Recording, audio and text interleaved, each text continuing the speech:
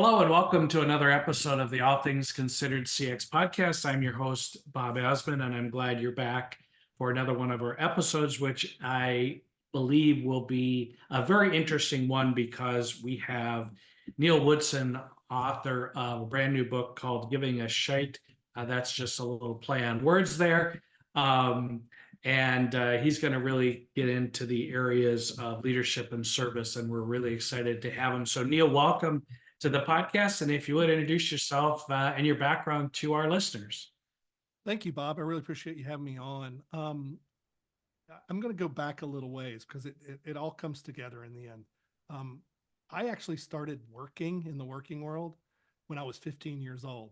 And I started working for my uncle in a warehouse. And he was, for lack of a better term, the guy was a slave driver. He really worked you to the bone, and the warehouse work was tough.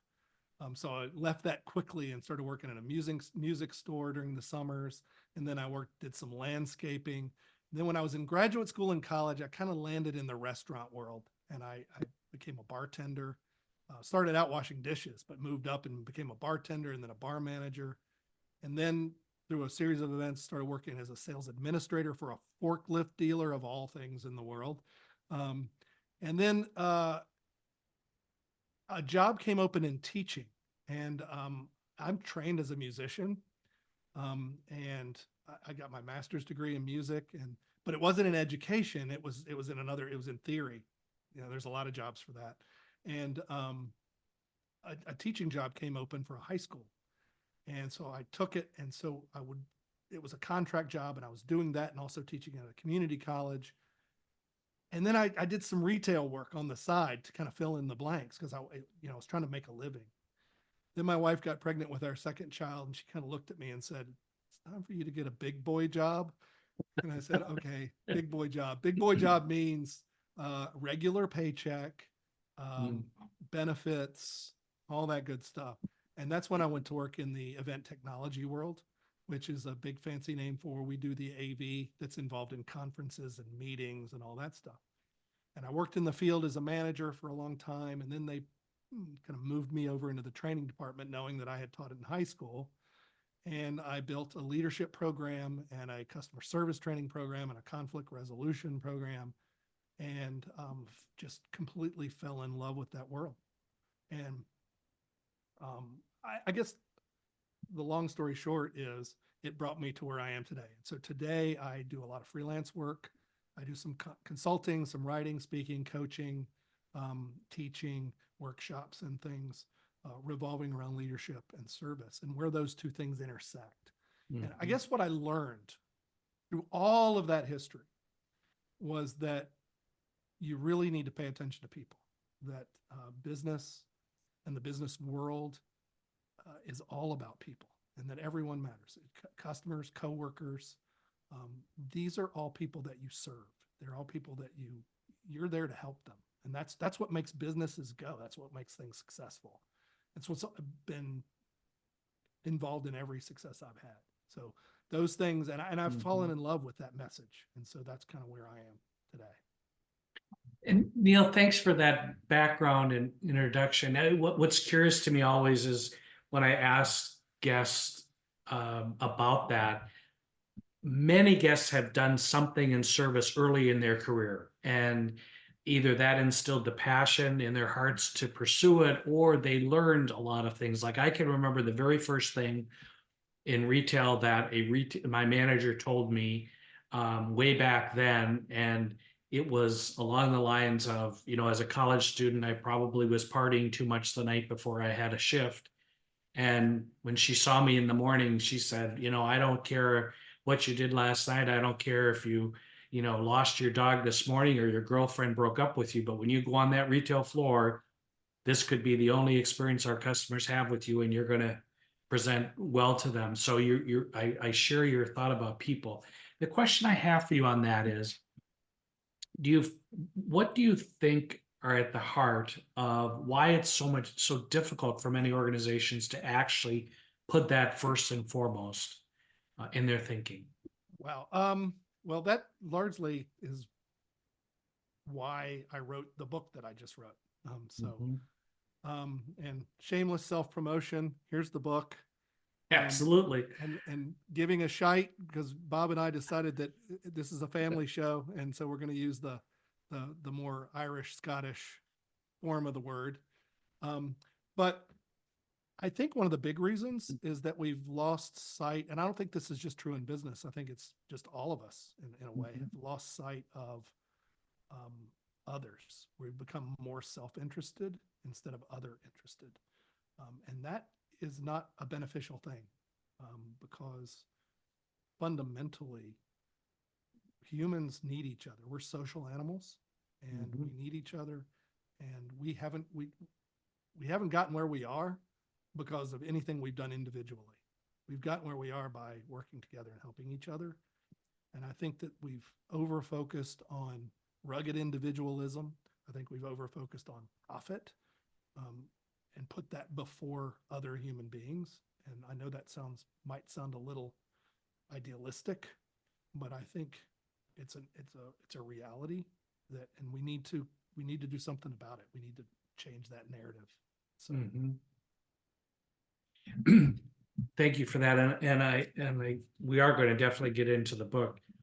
But before I do that, and you've started to answer this question is, what do you think the state of leadership is and effective service as we sit here today? Buckle your seatbelt for an answer to that. First of all, let me define a couple of things, because I've taught leadership for going on 18 years and worked around it and taught classes in it. And first of all, I like to uncomplicate things. I think we overcomplicate a lot of things. And I think people buy into things because they're complicated, but things don't have to be that way. So to uncomplicate leadership a little, first of all, let's look at the word leader. A leader to me is just someone people follow. That's all it is. A leader is nothing more than somebody people follow. And the job of leadership is to move people to move a mission forward. That's what leaders do. And that there are two ways to accomplish that. One is to either compel people or coerce people, and that's usually done with sticks and carrots. And we do that a lot in our workplaces. And teachers do it, even parents do that.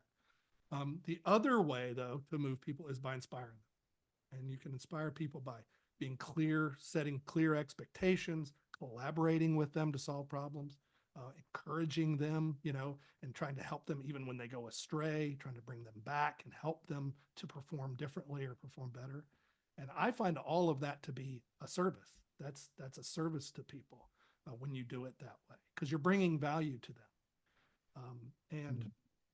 When we take the coercive, compelling approach, we create an environment of have to, an environment where people feel like I have to do this, so I'll do it. But the problem with that is it sets up mediocrity. It sets up a kind of environment where good enough is good enough in the mind of the people doing it. Because I'm just going to do this because the minimum is all that's necessary. As opposed to when we inspire people, we create a want to culture. And when people want to, they step up in different ways. They get more creative, more innovative. They want to solve problems. They know that if they make a mistake, they're not going to get hung out to dry. And so they bring so much to the table that way. So it takes you from mediocrity to excellence, to something better. But I think one of the big problems that we have these days is for a long time, I tried to talk about servant leadership. And I've come to not like that term, because whenever I use that term in a class, I would kind of get that upturned look of people saying, I'm nobody's servant. I'm not going to be somebody's servant. And I've come to find it created the wrong thinking in people. When we think of servant, we typically think of being in service of someone. And when you're in service of someone, you kind of set up this hierarchy that I'm less than you, so I'm here to do your bidding. And I like to talk to people that leaders need to be of service to people. In other words, I'm bringing you value. I'm doing something that brings something to you to help you perform better. And that's a very different way of thinking of it. And being of service to people can often mean saying no. I mean, as a parent, I was of service to my kids a lot. I would tell them no, but that was the best service I could provide. That was the best help I could be to them, was to say, no, you can't do this. And so I think we need to change the way we talk about it. So I like to, instead of saying servant leadership, I like to call it leadership through service. Mhm. Um, so I think to be effective, um, you to be an effective leader requires you to have that kind of thinking, I believe. Mhm. Do you find receptivity to that shift in mind? Because a lot of times the shift, the mind shift is, servant leadership, and now you're taking it, you're really challenging that notion, and perhaps even forcing a bigger challenge in the minds of leaders today. Are you finding receptivity to that or reaction to that? Yeah, it's funny you say that, because in January I did a workshop for this company. I did a leadership workshop for them. And the beginning of the workshop, and I tend to build it this way. Beginning of the workshop sounds like unicorns and rainbows. It's all, leaders have to be this and they have to be that, and it's all happy and all this stuff. And then at the near the end, I talk about, but leaders need to be able to say no. Leaders need to, sometimes leaders have to be hard. Sometimes they have to draw a line. Sometimes they have to do those things because it's in the best interest of not only the organization, but it's in the best interest of the people, because it can save the people from getting hurt or from failure or whatever. And all of a sudden, one of the guys came up to me and said, you know what? I didn't buy in at all until you got there.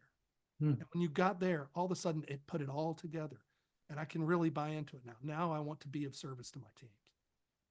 And so yes, to answer your question, yes, I've gotten a lot of positive remarks to that they feel empowered to be the good guy, but sometimes you got to be that quote unquote bad guy at the same time. Right. Right. Because you work with organizations and, do leadership um, classes and so forth with them, is there a particular notion or idea or concern that leaders express to you on a consistent basis about what they're trying to achieve or what their goals are or what they're struggling with?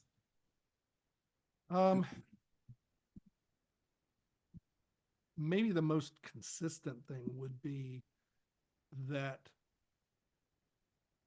give me something I can use that'll help me get the best out of my people that's not overly complicated. Mm. Something that I can remember and do.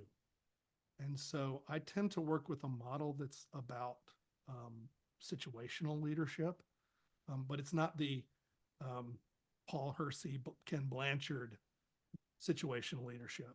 And there's nothing wrong with their model at all.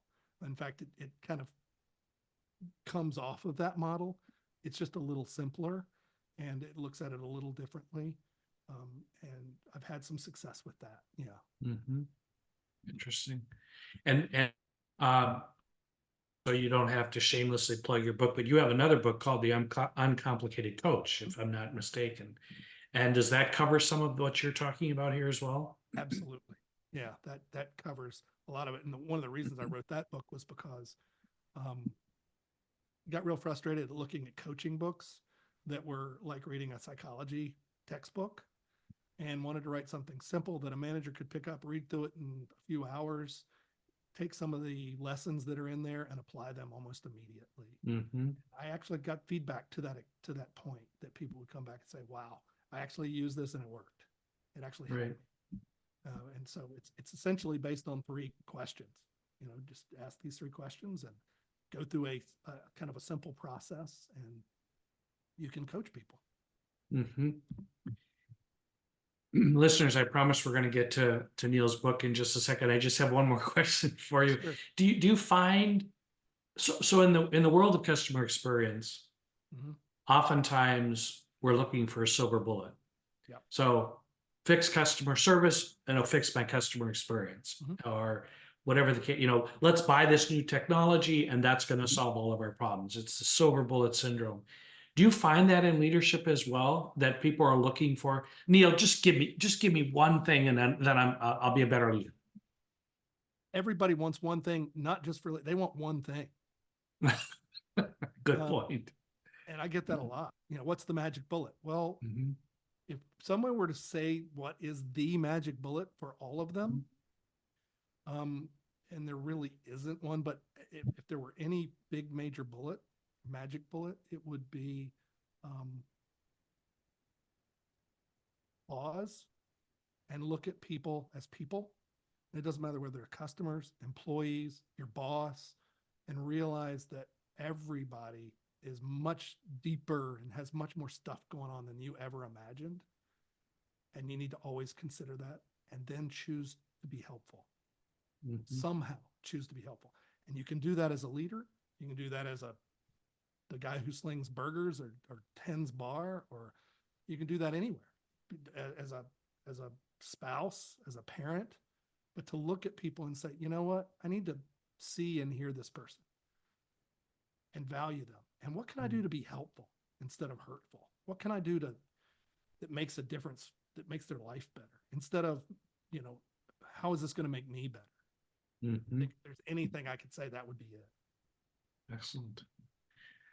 So let's get into the book. What kickstarted the book? What caused you to create it? Two things. In 2019, my wife and I were going to go on a vacation. We had planned this vacation to Spain, and we had all the ducks in a row. And my wife's much more organized and patient than I am. So she handles the hotels and planes and trains and automobiles, all that stuff. She handles all that. I just get crazy with that. And of course, the pandemic came along in 2020, and thus ended the trip to Spain. And now she's fighting the battle of how do we get money back? How do we get vouchers or whatever we've got to do? So I'm doing something around the house and I hear her on the phone and she's very frustrated. And I hear her hang up the phone and she goes, nothing is ever easy. Why don't companies care about customers anymore? Wow, that set me 100 miles an hour thinking of things, and it stuck with me. Of course, we talked about it, but it stuck with me for a while. So that was the first thing. The second thing was some frustration with the customer experience community.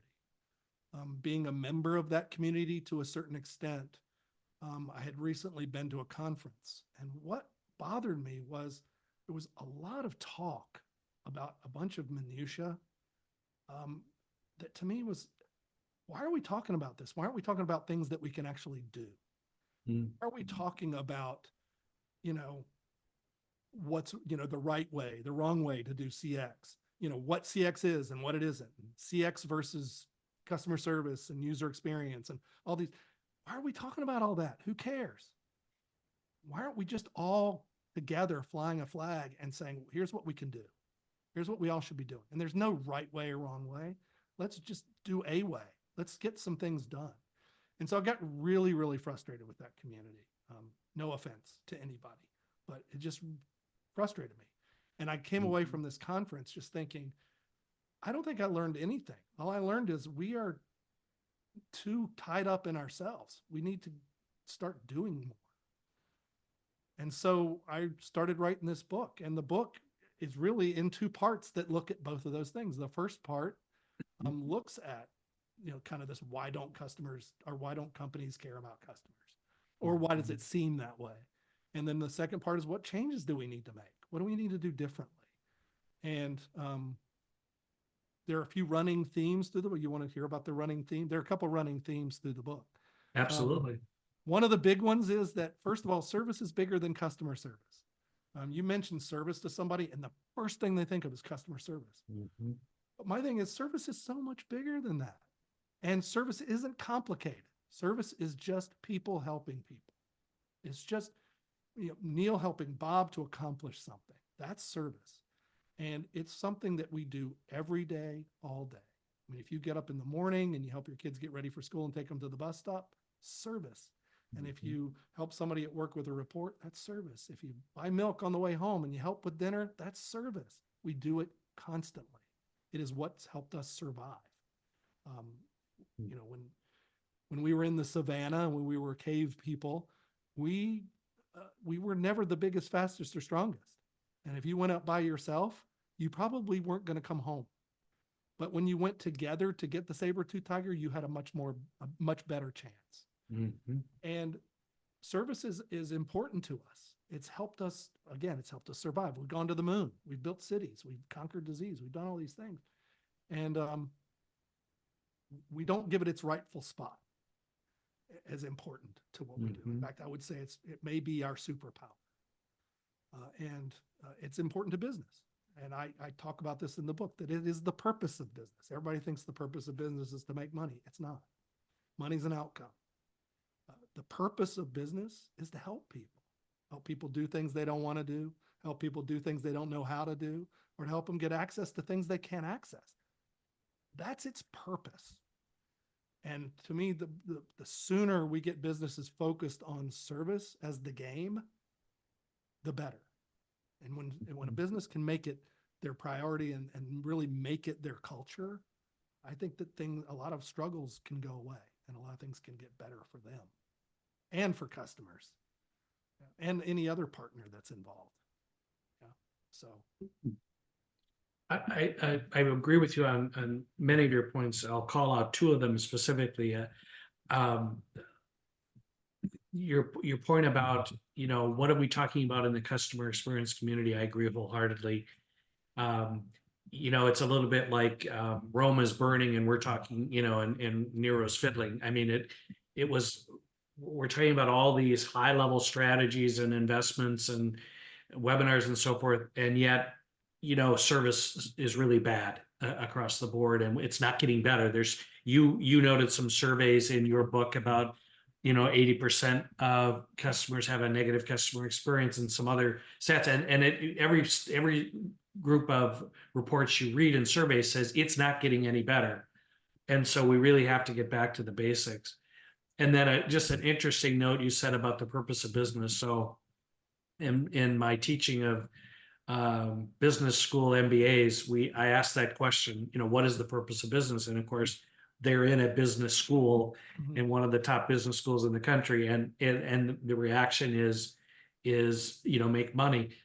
But I'm also finding a shift over the years that I've asked that question towards social responsibility, towards hear customers used more. And that excites me because it says that the future leaders of organizations are thinking about those things a little bit differently. And perhaps there's hope for that shift towards a service mentality.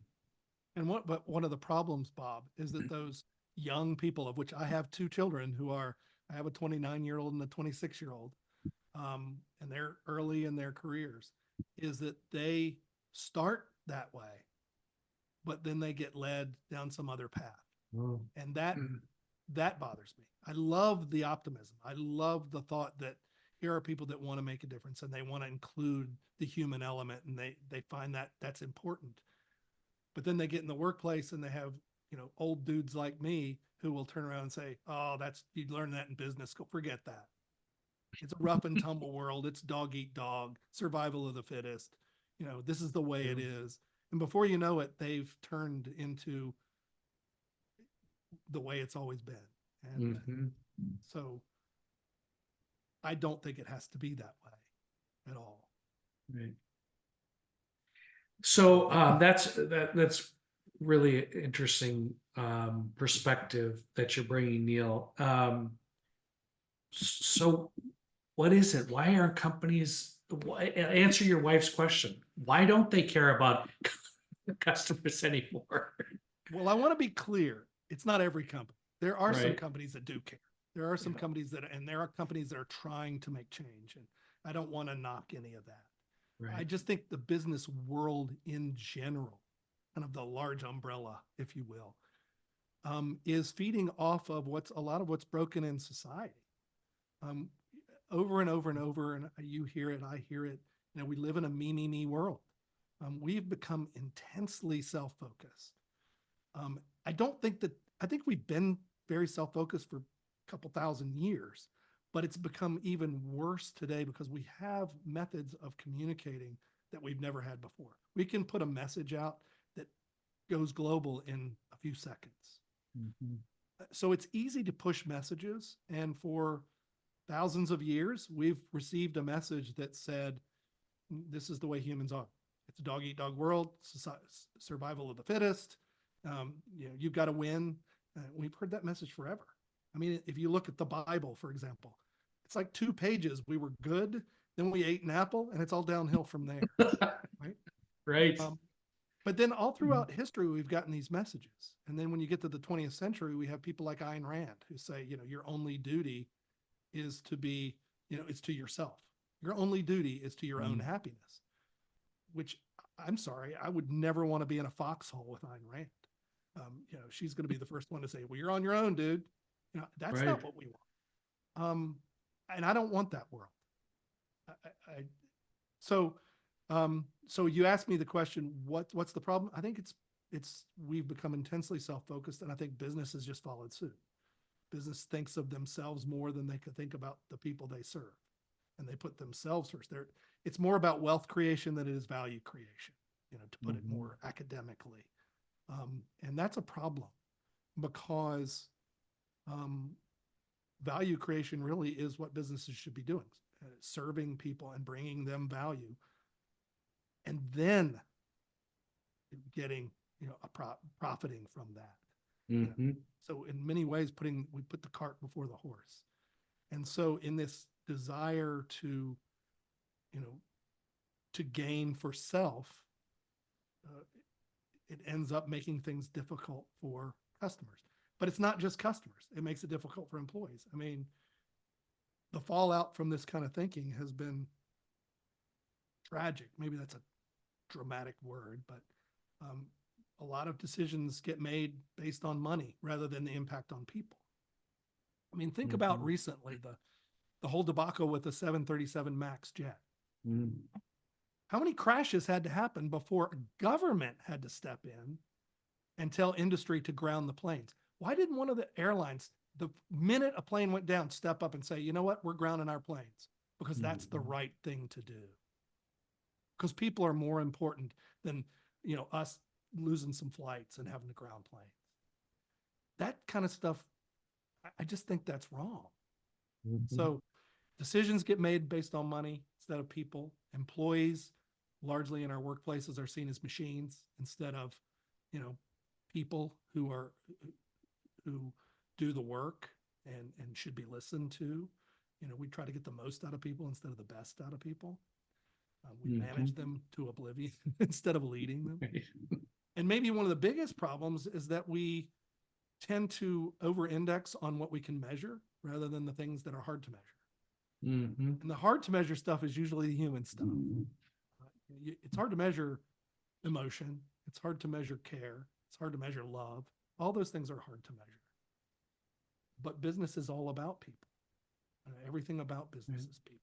Your employees, your customers, your investors, your suppliers are all people. And those people are people you have relationships with. And they're hard to measure because people are messy. I can't remember. It's just hard to measure that stuff.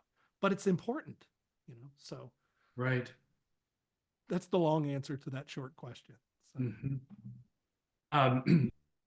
As a reminder, we're talking with Neal Woodson, author of his latest book, Giving a Shite.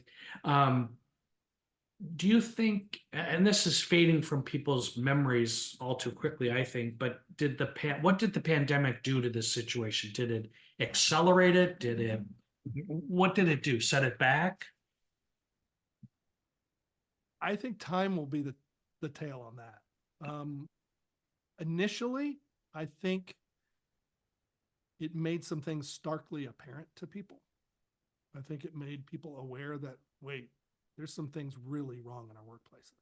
And I think it woke up a lot of leaders, particularly the work from home movement, when people realized, wow, I can get a lot of production out of people when they're working from home. And it pointed out to people that the way we lead is screwed up. I mean, if you're measuring people on number of hours they work instead of what the production that they bring to the table, something's wrong. And if you feel like you've got to put them under a microscope to get work out of them, why did you hire them? So right. I think it woke up some people to, we need to change our workplaces. I think it also woke up people to appreciate, some customers to appreciate the people that serve them a little bit better, which is good. And hopefully maybe it made people value customers and employees a little bit more. But we'll see what happens. If you look at the American Customer Satisfaction Index, it took a big giant nosedive during the pandemic, but in the last 4 quarters, it's seen a massive upturn. So I don't know what that means yet, and I think time will tell. I think it was a reaction. I think that upturn is largely a reaction. It's people saying, "Yay, we can go back out," you know, and Right. "Yay, there's somebody I can talk to," anybody, you know. And so it didn't even matter if the service was bad. It's still good. It's still better than what I had. Right. So I think some of that might be a reaction, but we'll see what happens with that. Wow, there's so much to unpack here, Neal. It's been fascinating talking to you. I listeners, you need to get the book is all I can say, because there's a wealth of information in this book that really provides additional perspective and information from Neal that's quite good. So before we wrap up our discussion, Neal, your kind of final words of wisdom for our listeners, where do we go from here, kind of wrapped into that, some final comments? Well, I guess my final comments are we can do better. We can think differently about things. I'm going to give you one sense of hope, and that is this idea that we were built by whoever, the universe, God, whoever built us. I don't think we were built to be competitive and selfish. I think we were built to be cooperative and to help each other. And that you'll find in the book too. I did a lot of research into that. But I guess my final words would be, there's an old saying, Ken Blanchard, who is the author of, and I'm sure your audience has heard of Ken Blanchard, but Ken Blanchard wrote all those 1 Minute Manager books, Yes. as well as a bunch of others. And I value a lot of his message. But there's a great quote by him that says, don't think less of yourself, just think of yourself less. And I think those are great words of wisdom for our world now, particularly. So I guess my final words would be, think of others more. And then the last 4 words in my book are go do some good. So think of others more and go do some good. Go out there and just do something good. It doesn't have to be gigantic. Heck, just let the guy in on the freeway, for God's sakes. Right. Smile at the cashier at the place, the guy that looks miserable. Go up and smile and just say, "Hey, have a great day." You'd be surprised at how little it takes to make you feel good and to make somebody else feel good and to provide service for them. And I find all of those things to be service. So. Absolutely. And those are the exact 4 words I wrote down from the book as well. As I said, this is a great quote from Neal. You can quote Ken, but that's a pretty darn good quote too from your book, Neal, of go do some good. So excellent. Neal, this has been a fantastic discussion. Let's see the book again in case our listeners missed it. And how is it best? Obviously, they can buy that, I'm sure, in all the major sellers, but how is it best too to buy the book and get a hold of you? You can get it on Amazon. That's where I'd go. Just go to Amazon. You can pick it up. It's not expensive. I purposely priced it very cheap. It's about the message. It's not about getting rich by any stretch. You want to get to know me more? I have a website, nealwoodson.net. And that's Neal. It's the Welsh spelling, NEALWOODSON, all one word, .net. And then there is a page in there about both of my books with links to where you can get it. That's the best place to get to know me. And if you want to connect with me on LinkedIn, just dial up my name and I'm happy to connect on LinkedIn. I also do a lot of posting on Twitter or X and on Instagram too. So, Okay. Excellent. Thanks again, Neal, for joining us. And listeners, this has been another episode of the All Things Considered CX podcast. As always, if you've enjoyed this podcast, please share it with your networks and stay tuned for more of the same podcasts from me, as well as my fellow podcasters at the CXFM radio network at part of Michigan State University.